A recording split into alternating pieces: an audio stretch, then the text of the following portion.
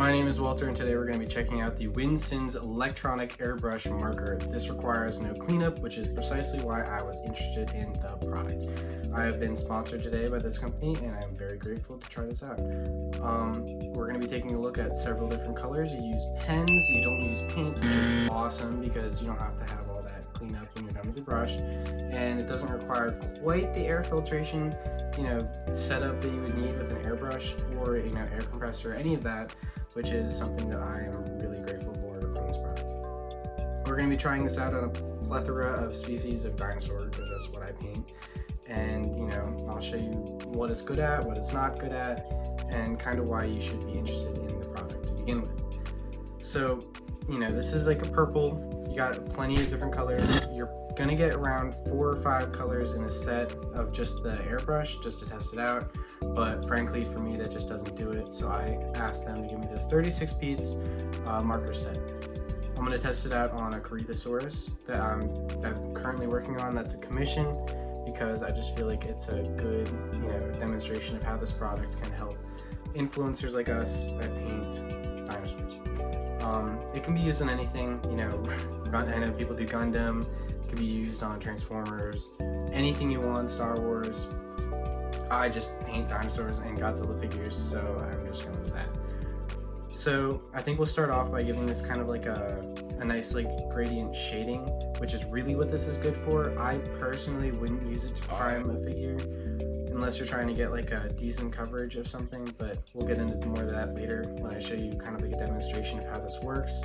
This is a broad tipped brush that you want to use because it has 2 sides, but the other side is more for just drawing and stuff. This is better for actually spraying. I don't even think you can spray with the other side. You don't want to twist it like this, you want to do it the other way, just to get the right flow out of it. So as you'll see, you click this button and it kind of shoots puffs of air out of it. It's not the greatest airflow, but it gets the job done. So I'm adding some red in between the cracks to kind of give it this, natural warmth in the skin. Again, I'm not keeping it like this. I'm just doing this to test it out because I plan on painting this figure anyway. So I'm thinking that this will just give anybody who wants to just kind of have the simpler uses of an airbrush on a figure. So say you're doing stripes on a dinosaur, or you're doing, I don't know, a glow effect, because it's really good with that. I will get into that later. It's your best go-to guy for that. So as you can see, I'm coloring in some parts of this. I got a Corethosaurus that doesn't actually have the decal on the crest, which is kind of, it's funny. And I didn't know that when using this red color, but it really filled that in pretty good. And yeah, it'll add some oranges to your yellows and all that, whatever color you use. It's just kind of, you get an idea of what you can do with this. Now, this is one of the better brushes that I've used, marker-wise, because it actually has a decent outflow, but you're gonna run into some problems with the other markers. I've discovered that when using a marker for this, you're going to want to have used the marker for a little while, coloring and stuff, so the ink kind of has a chance to fill the tip of the marker, because it just, it makes it a lot easier to use. It's kind of frustrating sometimes when you don't have that ink in there because nothing actually comes out, and you'll see that later on. But a nice orange will give your, yellow a little bit of color definition, and you can work however you want with it. It's, it's not a very complicated system. It doesn't take a real genius to figure it out. I think that, this is a good example of what the future of airbrushing is going to look like, compact with, small interchangeable air compressor-y type things. But I don't think it's quite there yet. I think there has to be a lot of advancements in this before it's really something to be sold on market. Though I do find it very useful for certain things, it isn't exactly there yet. It's really cool. Love this product. I enjoy using it. It just doesn't always have the flexibility and access that somebody who does what I do would need. But we're going to try out some different colors here and do some different things with it. Run a couple tests. You're not going to get anything from light colors like white or light gray. I wouldn't expect it. It's an ink. It's not going to come out the way you want it to, and it's certainly not going to like color anything in. That's even with the primer. I haven't seen it actually work. But you take something like black, and you're going to get the best results. Like, you're going to get the most coverage. You're going to get the most, bang for your buck. That's what I would use for, like, say you want to make stripes, like I'm doing here.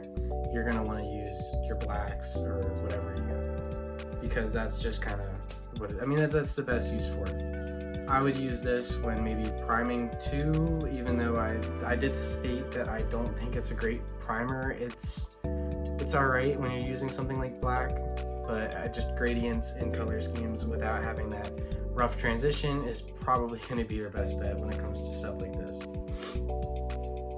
It comes with a series of these stencils that you can test out, and right here I'm going to show you what I'm talking about when it comes down to how some brushes just really don't work for this, which is a little irritating. A darker brush usually will work better than a lighter brush, but you're still not getting a whole lot of flow from it. Like, as you can see here, it sprays out like the first time that you click the button, but then as it keeps going, it doesn't really give you the same result as like at the beginning of when you start out using it. Like, you're not gonna get that consistency that you want. Very inconsistent, not difficult to use, but very inconsistent. I don't know. If you're doing like a glow effect on something, I think you could get some really neat things with this. Like, if you put a little bit of light on something and then spray over it, it'll give this translucency, because it is ink. Ink is translucent. It's gonna give it like that kind of shine effect. And I'm still like, regardless of my opinions on this, I think if you're a newer painter or you're like trying to come up with something neat to do, I think this is a great like first step in trying something different. I certainly enjoyed testing it out regardless of my opinions on it. Kind of trying to give like it sprays up a lot. You don't get it like, it doesn't come straight out of the gun.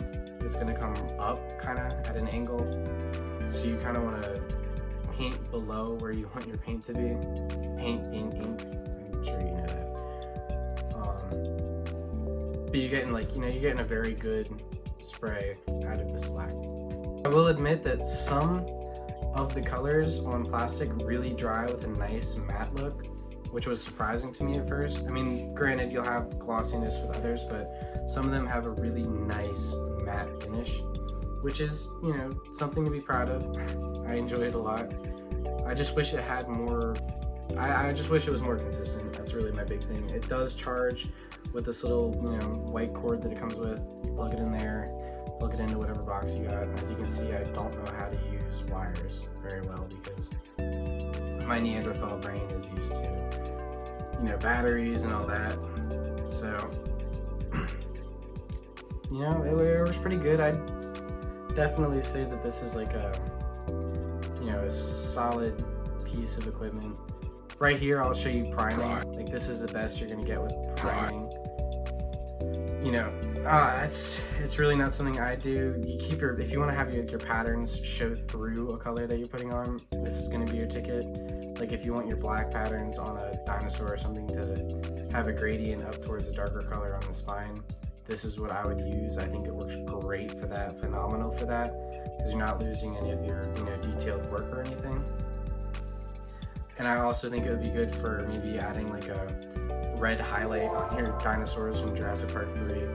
As if any of you guys know about that, most of the species on Easosaurina have like a red hue on the bottom of their feet and their hands. I think it's great for that. I think it adds a nice like lifelike kind of glossiness to it. It's just natural from ink. And it comes out very, like I said, some of these markers work way better than others, and it's really annoying to try to figure out, which one's going to work and which one isn't. But obviously you want to test it on a piece of paper or your mat or whatever you're using before you go spraying it on your product.